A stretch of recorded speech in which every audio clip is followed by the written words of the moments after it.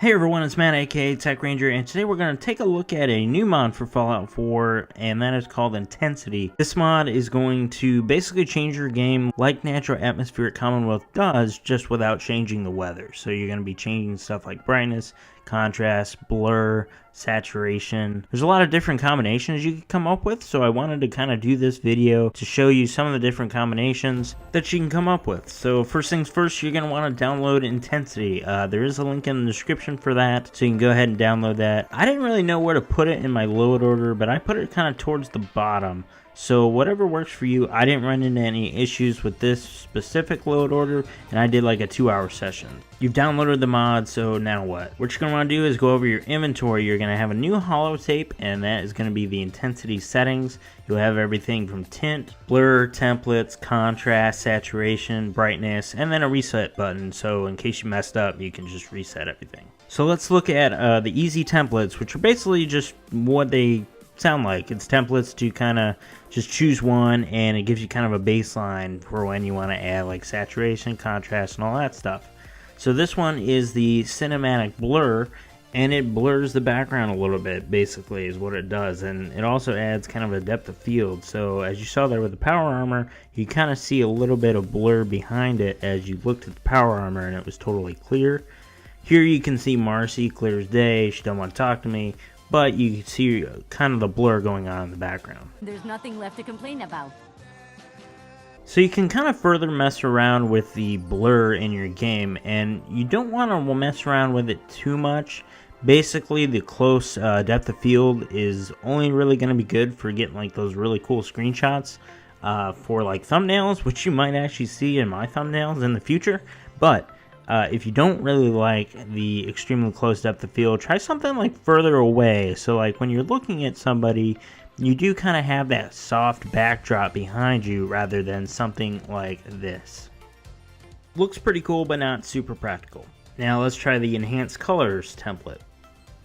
Yeah, that's a little bright. There's a lot going on there. As you can kind of see, all the colors are kind of bumped up. I don't know, it seems like it's bumped up all the way, but I think it can go even more if you went to add saturation and kept hitting that button. So let's decrease the saturation and see how that looks. Yeah, I'm thinking this is going to look, yeah, it looks about what the game looks like out of the box, with some extra color, but it also kind of jacked up the white levels a little bit too, because it's a little too much.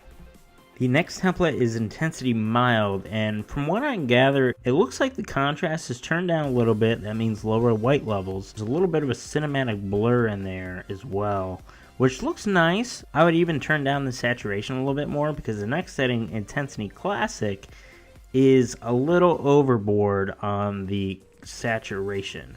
Now, I would almost suggest to kind of up the contrast a little bit, make the image a little softer, and I think you're going to like the image a lot more this way, but, you know, everybody likes something a little bit different.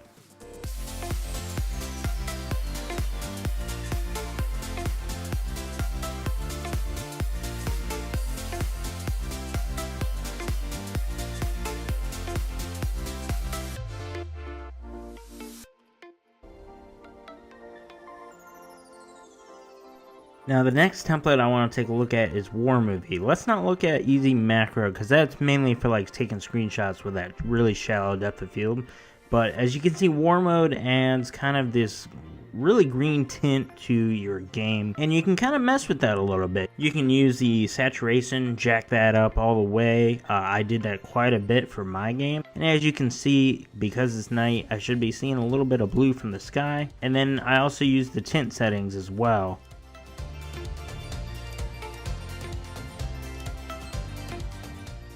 Remove some blue, remove some green, remove some red, use those to your advantage and come up with your own look. Great thing about this mod is that there are a ton of different things that you can do to your game to make it look the way you want it to look. It might be a little bit darker, a little bit brighter, maybe you want a little bit of tint here or there, maybe you want some blur. You can do all sorts of stuff, and the possibilities are limitless. I took a ton of different screenshots just kind of messing around with all the different things that I could do in this mod. So if you guys have any questions about specific combinations or what you guys think would be good, try messing around with the settings to start. Just kind of do what you think is right, knowing that brightness is black levels, contrast is white levels. So if you guys have any questions after that, definitely feel free to comment down below. I try to answer all the comments that I can, and also respond to the really nice ones, because there's been a lot of really cool comments on some of my past Fallout 4 videos, and a lot of it is just, you know, hey, you do a great job, and that means a lot. So I appreciate it, and I'm gonna keep doing it. I really like doing the Fallout 4 mod videos. Look for some more mods on the channel. Share these videos if they're helpful to you, and if you want to help me out. And yeah, I'm trying to get to that 1,000 subscriber mark.